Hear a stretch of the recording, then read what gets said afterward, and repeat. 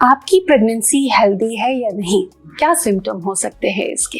तो आज मैं शुरू से लगाकर 9वें महीने तक के सारे सिम्टम्स बताऊंगी कि कब आप कैसे जानोगे कि हाँ इस महीने मेरी प्रेगनेंसी हेल्दी है, कब क्या सिम्टम्स आते हैं और कैसे जाना जा सकता है। Hello and welcome again to YouTube mom channel. आशा करती हूँ आप सभी अपनी प्रेगनेंसी को हमारी वीडियोस की हेल्प से बहुत एंजॉय कर रही हैं, बेटरमेंट आ रहा है आपके लाइफ में, आपके प्रेगनेंसी केयर में। चैनल को अगर सब्सक्राइब नहीं किया तो जरूर कर लीजिए, क्योंकि हर दिन एक इंपॉर्टेंट इन्फॉर्मेशन आप लोगों के लिए लेकर आते हैं, ना केवल प्रेगनेंसी केयर बल्कि baby care, newborn care and postpartum care भी। आज मैं आपको बताऊंगी कि प्रेगनेंसी में शुरू से लेकर पहले महीने से 9वें महीने तक कौन कौन से ऐसे लक्षण होते हैं जो आपको बताते हैं कि यस सब कुछ अच्छा है, बहुत बढ़िया चल रहा है, आपकी प्रेगनेंसी हेल्दी है, स्वस्थ हैं। तो फ्रेंड, जैसे ही आप कंसीव करती है कि शुरू के 3 महीने जैसे जितनी जल्दी आपको सिम्टम्स फील होते हैं प्रेगनेंसी के, बड़ा सेफ माना जाता है।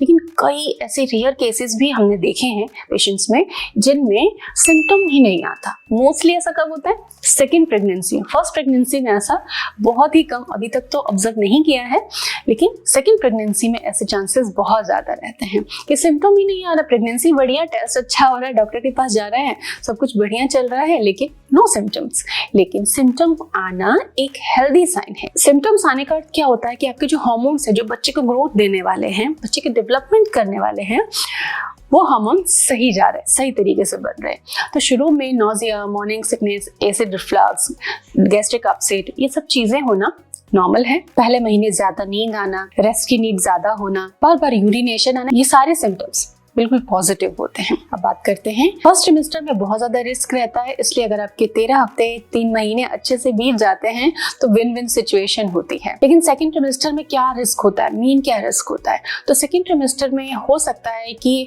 आपका शुगर जो है हाई आ सकता है। लेकिन अगर आपका प्रेगनेंसी से पहले से वेट कम रहेगा, प्रेगनेंसी में आप वेट मैनेज रखेंगे, तो शुगर इश्यूज नहीं होगा, जिसको कि प्रेगनेंसी इंड्यूस्ड डायबिटीज कहते हैं या प्रेगनेंसी इंड्यूस्ड हाई बीपी की कंडीशन कहते हैं।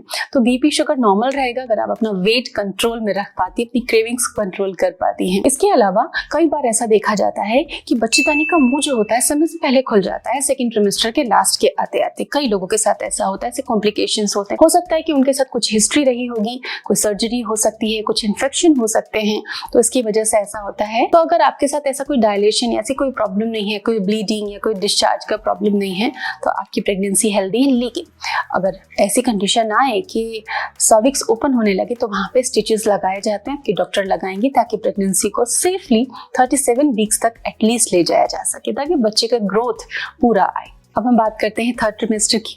तो थर्ड ट्रिमेस्टर में बच्चे का मूवमेंट बहुत बड़ा एक हेल्दी प्रेगनेंसी का साइन माना जाता है। बच्चे का ग्रोथ अच्छा हो जाता है। तो 7-8 मंथ में बच्चा बहुत अच्छे से मूवमेंट करता है। लेकिन हाँ, आप घबराए नहीं अगर आपका बेबी मूव नहीं कर रहा है। बहुत सारे बच्चों का टेम्परामेंट होता है कि बड़े आराम से रहते हैं, वो ज़्यादा मूव नहीं करते हैं, तो ऐसा भी हो सकता है। लेकिन बच्चे के मूवमेंट को आप टैली करें अपनी सोनोग्राफी की रिपोर्ट से कि सोनोग्राफी में बच्चे का ग्रोथ, उसका वेट सब कितना आ रहा है। डॉक्टर ने क्या बताया कि जो वेट है वो उसके जितने वीक का ग्रोथ है उसके अकॉर्डिंग बराबर है या नहीं है। ये चीज़ें आपको कंफर्म कर देंगी कि बच्चा भले कम मूव करता है लेकिन बच्चे का ग्रोथ सही है। दूसरी चीज़ है बेबी बम्प। बेबी बम्प कई बार 8वें महीने भी ऐसा लगता है कि 5-6 महीने का है, तो ये मदर की हाइट पर भी डिपेंड करता है। तो बेबी बम्प का साइज कम देख के घबराएं। अगर आपकी हाइट अच्छी है या आप काफी मोटे हैं तो ऐसे में हो सकता है कि बेबी बम्प कम नजर आए, तो इसके लिए सोनोग्राफी ही एक फाइनल कंफर्मेशन होता है, तो उसको करा ले ताकि कंफ्यूजन खत्म हो जाए। अपने डॉक्टर से इस पे खुल के बात करें। इसके अलावा प्लेसेंटा पोजीशन भी एक इंपॉर्टेंट फैक्टर होता है। तो प्लेसेंटा अगर ऊपर की तरफ है तो बिल्कुल सेफ होता है। अगर प्लेसेंटा बच्चेदानी के मुंह के आसपास है तो डिलीवरी में प्रॉब्लम हो सकती है और प्रेगनेंसी में कभी भी ब्लीडिंग इश्यूज आपको आ सकते हैं। तो प्लेसेंटा पोजीशन भी आपकी हेल्दी प्रेगनेंसी को बताती है। तो इन सब चीज़ों को जानने के बाद आशा करती हूँ आप भी अपनी प्रेगनेंसी को और अच्छे से समझ पाएंगी और अपना ख्याल भी रख पाएंगी। Stay tuned with us. Thank you.